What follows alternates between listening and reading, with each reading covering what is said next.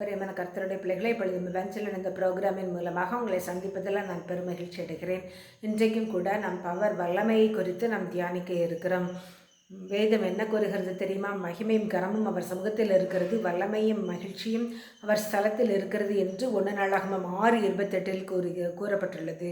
பெருமன கர்த்தருடைய பிள்ளைகளே, கர்த்தருடைய வல்லமை அவருடைய ஆலயத்தில் இருக்கிறதாம்.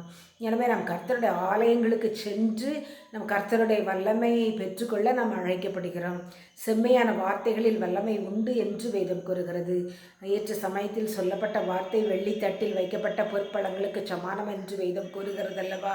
எனவே பிரியமானவர்களே, செம்மையான வார்த்தைகளை நாம் பேசுவோமாக.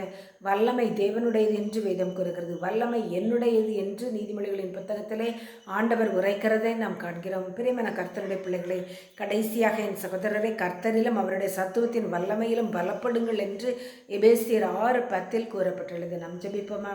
அன்புள்ள பரமபித வகை கர்த்தாவே, எங்களை எங்களுடைய சுவாமி உடைய வல்லமையினால் நிரப்பும். உடைய வல்லமை கர்த்தருடைய ஆலயத்தில் இருக்கிறது என்று நாங்கள் அறிகிறோம் தகப்பனை.